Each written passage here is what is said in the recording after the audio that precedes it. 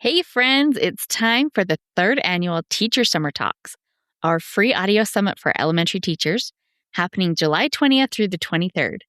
This year, we are having Teacher Summer Camp at Camp One a Goodyear, where we will spend a few days putting together a back to school plan that actually holds up once the students show up. And we've got dozens of incredible teachers joining us at camp to share quick, practical tips that you can really use to start the year right. And it's all audio, so you can listen wherever summer takes you. Plus, you can earn merit badges by engaging with the camp activities. And then those merit badges will enter you to win some really fun prizes. And you can meet with other campers and have lots of fun with us over in the Camp Lodge on Facebook. This year, we are also adding the First Day Plan Challenge, where we'll help you take a little action every day so that you have your own first day plan ready to go by the end of camp. Grab your free ticket at secondstorywindow.net/summertalks. And the link is in the show notes too. We would love to have you at camp with us. No bug spray required. This is episode 271 of Teacher Approved. Hello and welcome to another Can't Miss Classic. On Thursdays this summer, we are sharing a hand-picked Teacher Approved episode to meet you right where you are. In our episode earlier this week, we made the case that back-to-school overwhelm usually isn't a planning problem, it's a prioritization problem. When everything on your list feels equally urgent, you need a way to decide what comes first. So today's Can't Miss Classic is the hands-on companion to that idea. Because once you've got a framework for what matters most, the next question is, okay, but what are the actual things I need to have ready? What's on the list?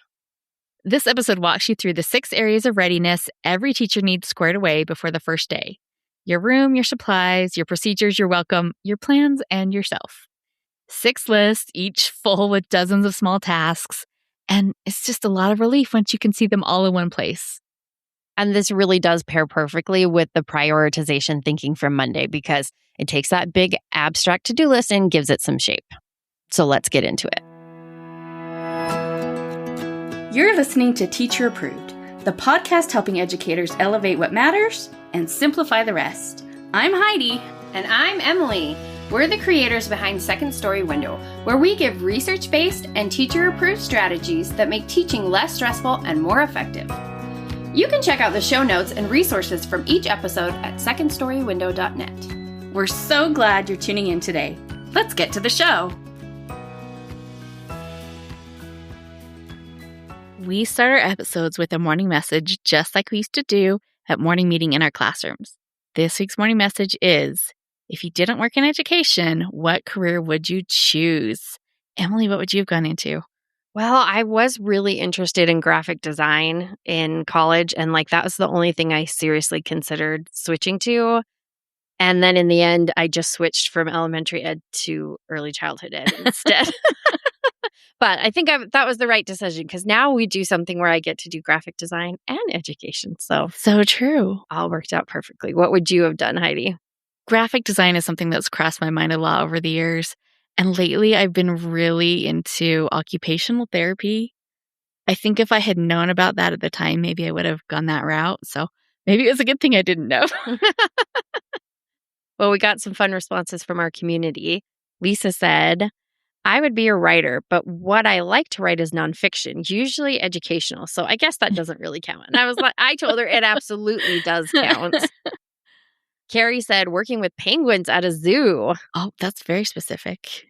Mel said, teaching art. Sarah said, attorney, chef, stenographer, or pharmacist. Oh, wow. She's got all her bases Lots covered. Of backup plans. It's like when I was 4 and wanted to be a mermaid, a princess, and a cowgirl all at once. Melanie said, I wanted to be a marine biologist. Oh, that's cool. Bethany said, younger me dreamt of being a fashion designer, photographer, or a radiologist. That's a big pivot. Some more practical than others. Lauren said X-ray tech. Leslie said FBI detective. Kristen said flight attendant or dental assistant. Kristen really must have a lot of patience if her top 2 choices are teaching, flight attendant, or dental assistant. I know. And Debbie said something in the music industry. Oh, go Debbie. Yeah. We'd love to have you join the conversation over in our teacher-approved Facebook group. There is so much to keep track of as a teacher. Yeah, and that's never more true than at the start of a new school year. With so much to do, it can be hard to know if you're actually ready to go, because I can guarantee with certainty, we could take this to Vegas, when the bell rings on that first day, your to-do list will still be cluttered with unfinished tasks. So it's probably important to make sure the tasks we're abandoning aren't the absolutely urgent ones. And the good news is that we've narrowed down the list to the 6 things you absolutely need to have ready before school starts. Well, 6 things doesn't seem too bad. We can manage that. Right. So here's our list of 6. You need to have your room, your supplies, your procedures, your welcome, your plans, and yourself ready to go. Oh, easy peasy, nothing to it. If only it were as simple as saying, check. Did that single task and now my room is ready. Oh my gosh, if only. Oh. Unfortunately, as you know, there are dozens of small tasks that go into that one big task. And if you are not ready to hear about work and are in the blissful denial stage of summer break, feel free to skip ahead because we're going to get deep into the details. You can save this episode and come back to it in a few weeks. Yeah, you should be ready for this about the time you reach the bargaining stage of summer break. And if you're not sure what we're talking about, go back to episode 134, where you can hear all about the 10 stages of summer break. Hopefully, and I literally just crossed my fingers, although you can't see it, you've still got weeks of lounging around time ahead of you. But if you're feeling a little bit of that, let's get some stuff done energy, stick around because we have got lots to share. Our goal with talking about this isn't to stress you out, I promise. Our goal is to give you tools to maximize your time and energy so you can head back to school calmly and confidently. If this starts to feel overwhelming, take some deep breaths and remind yourself that as long as the desks are set up before the kids arrive, you can figure out the rest. And of course, we have a resource to help you with that figuring out. We can't get enough of Google Sheets lists, and we have got some more for you. These are our Ready for School checklists. We have a page for each of our 6 areas of readiness, plus a bonus 7th list that we'll talk about later. Ooh, mysterious. Each of these lists is totally editable, so you can add your own details and craft your personal readiness plan. You can get this at secondstorywindow.net/ready. And just a little tip to jump on this now because in a few weeks, this might not be a freebie anymore. Okay, so let's dive into our first list, getting the classroom ready. Like we mentioned earlier, as long as the desks are arranged, you can figure out the rest. So that might be your first task. If you want more guidance with that, check out episode 83, where we share 8 questions to help guide your classroom setup. Next, you might want to get the class library in shape. In episode 137, we pointed out that getting a jump on the class library is a great way to tame a lot of clutter in a hurry. Once your desks and your library are arranged, just set up the rest of the classroom furniture and you're practically ready to go. Well, at least you'll feel ready to go if the space around you is prepared. Having your physical space set up will go a long way toward taming your time anxiety. If you want to put up any bulletin boards or displays, getting those done would help a lot too. But don't feel like you need to have a lot of stuff on your walls. Lots of teachers like to leave the walls blank and have the students contribute to what's displayed. You might even want to put up a sign that says, "Awesome student work coming soon," so that any of the parents or your administration. So nobody thinks that you just forgot to put up your bulletin boards. If you had last year's students make looking back pictures like we've talked about in the past, don't forget to put them up now. Hopefully, if you made them at the end of the year, you were able to leave them up over the summer. And now you can just change out the title to say looking ahead instead of looking back. And if you didn't have your students make looking back pictures, send yourself an email right now and schedule it to send in May so that you'll remember to do this next year. We've got a whole set of materials to help your class do a meaningful end of year activity that sets you up for the new school year. And we will link to that in our show notes. Okay, our furniture is set up, our walls are decorated, we'll slap a few labels on things, tidy some clutter, and our room will be ready to go. What's next in our readiness plan? Well, next it is time to get our supplies ready. There are 3 tiers of school supplies. There are the always out and ready to go supplies. So that would be your pencils, paper, crayons, anything else that is readily available to students. Then there are the students need to be able to access these often supplies. These might be whiteboards and markers, scissors, or glue. And last, we have the we don't use these often supplies. That's your calculators or rulers might fall into this category. Also, special art supplies, Post-it notes, or anything else that you need on hand but only get out occasionally. Considering these 3 tiers is important because it determines how you organize your materials. Things the students use frequently need to be readily accessible. You might keep those supplies in a tote at each table. My students had plastic pencil boxes with crayons, pencils, scissors, and glue sticks that they kept on their desks because those were the supplies we used every day. The able to access often supplies might be the ones you use daily, but don't want stored in students' desks because there's maybe a chance that they'll be misused. I know none of your students would ever dare, but some kids would. And I know some teachers give each student like a dry erase marker, but I didn't do that because I was worried about those getting ruined.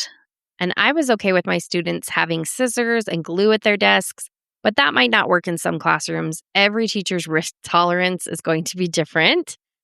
But the thing to keep in mind with these able to access often supplies is that frequent access means students need easy access. So, for example, I kept my whiteboards, markers, and erasers on a low shelf all next to each other so students could grab them when it was time to use them. But I found that having all 3 items in one place created a huge traffic jam. So rather than having whiteboard supplies spread around my room, I changed how we access them. Instead of sending individual students to get their materials, I had someone from each table get the markers, someone from each table get the whiteboards, and then sent someone else to get the erasers. And that really did cut down with the traffic jams. As for your not used often supplies, the important thing to consider is that your students can get them when they need them. That might mean you take the Post-it notes out of your desk or the rulers out of the cupboard and set them on the counter until the lesson is over.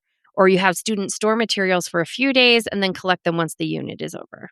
Also, keep in mind how you want to handle your digital school supplies, not just how you'll manage the devices and other electronics, but have a plan for managing student passwords and login details.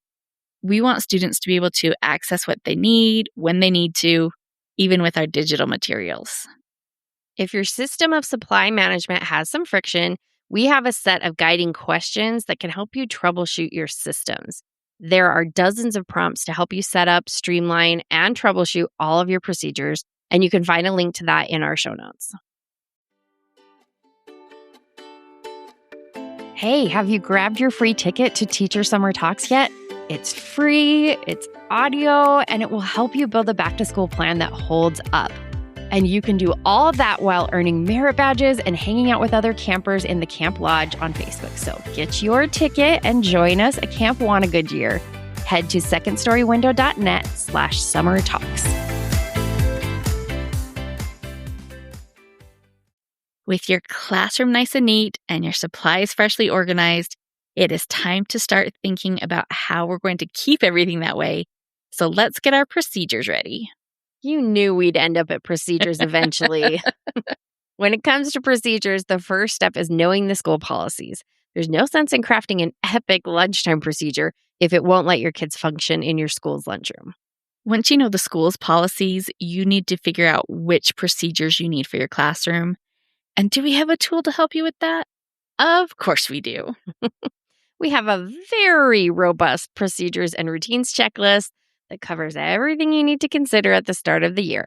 For each procedure, you decide whether you need to introduce it with a full lesson or if a quick discussion is enough. And like Emily mentioned, there are a lot of procedures on this list. Some of them might seem unimportant. For example, it's easy to think that having a plan for something simple like fixing a jammed paper towel dispenser doesn't matter. But the truth is, whether or not you stop for a minute to think, what am I going to do when the paper towel dispenser jams? Or you just react in the moment, you still have to solve that problem. Right. Maybe it's something you can fix yourself, or maybe you need to get the key from the custodian. It's a minor hassle, but a day of teaching is already full of unpredictable minor hassles. Let's be proactive about the ones we know are coming and not have to figure it out when we've got a half dozen kids with wet hands clustered around us. Have very clear memories of that happening.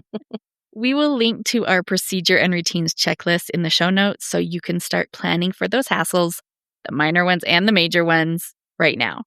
And then, once you know which procedures you need to teach, you need to decide how to teach them. Our favorite way to teach procedures is to use the tell, try, tally, talk method.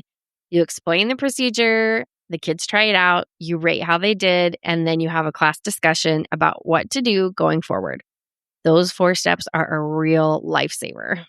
We have some blank tell, try, tally, talk slides that you can edit with your own procedure steps and use to teach your procedures so that they really stick. We talk about this frequently.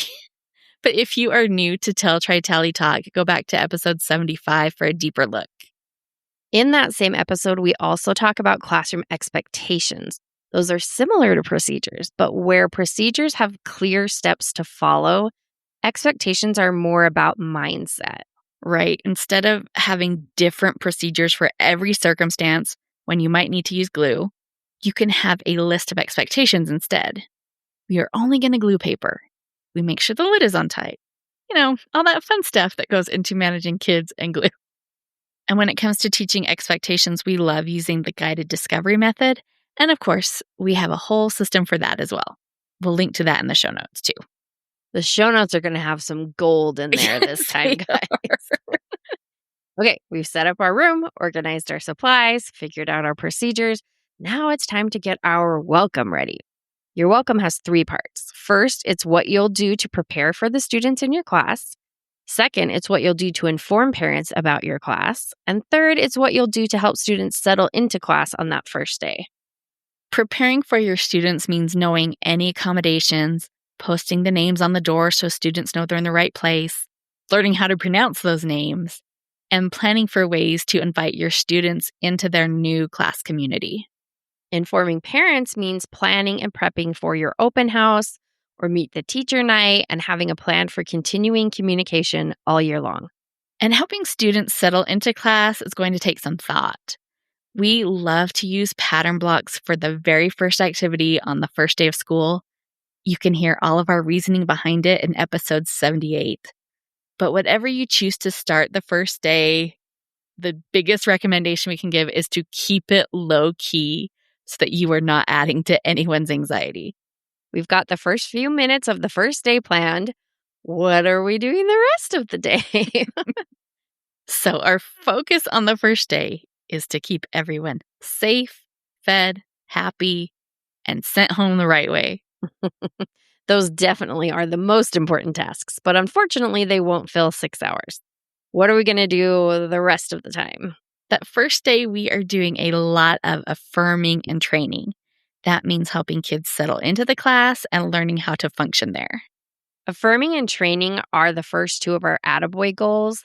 Attaboy stands for affirming, training, teaching, and assessing at the beginning of the year.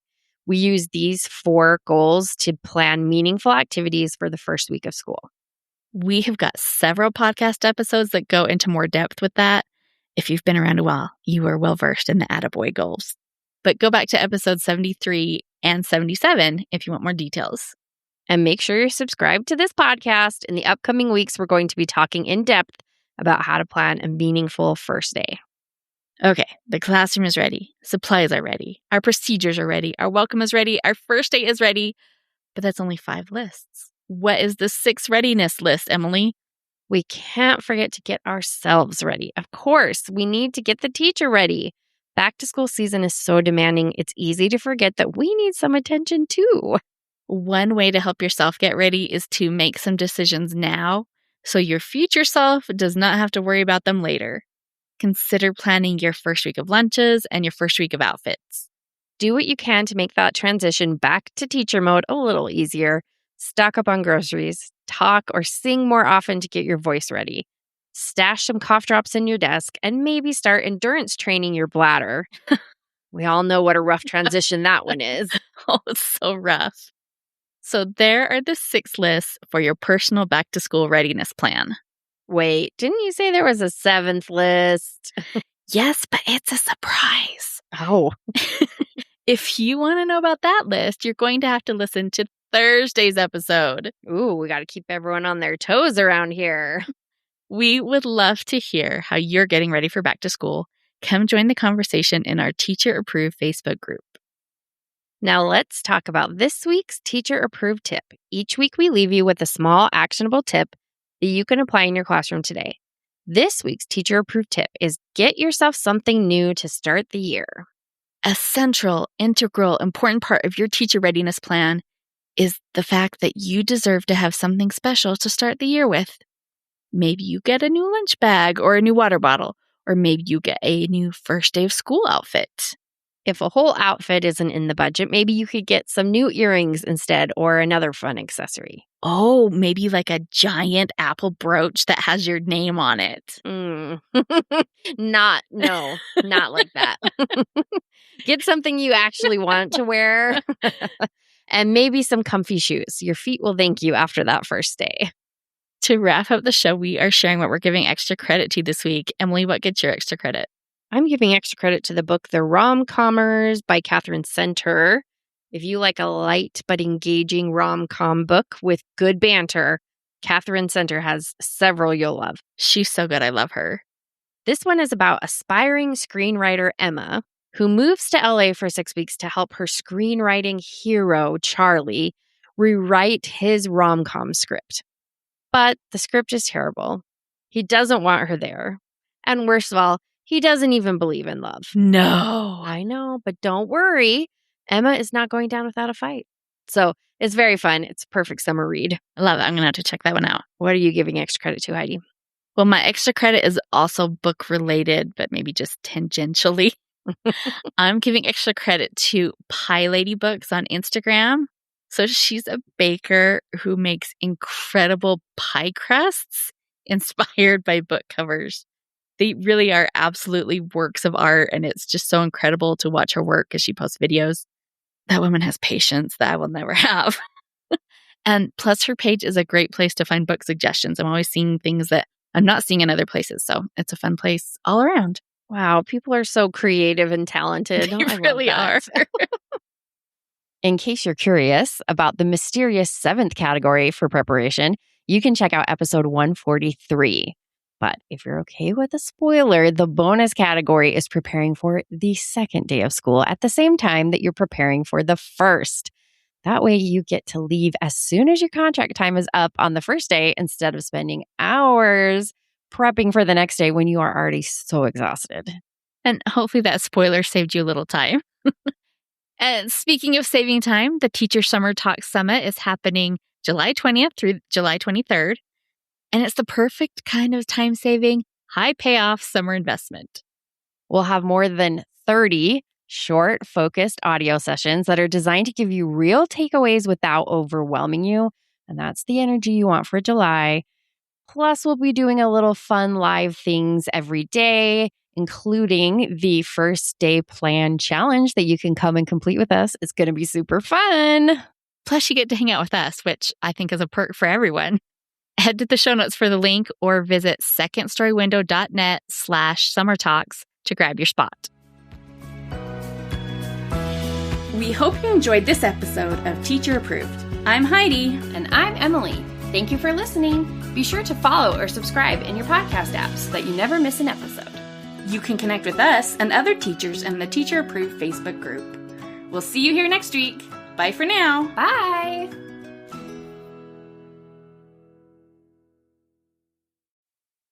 Want to head into fall with a back-to-school plan that actually holds up? Join us for the 3rd annual Teacher Summer Talks, a free audio summit happening July 20th through the 23rd with dozens of real teachers sharing tips that you can use right away. Grab your free ticket at secondstorywindow.net/summertalks and join us at Camp Wanna Goodyear.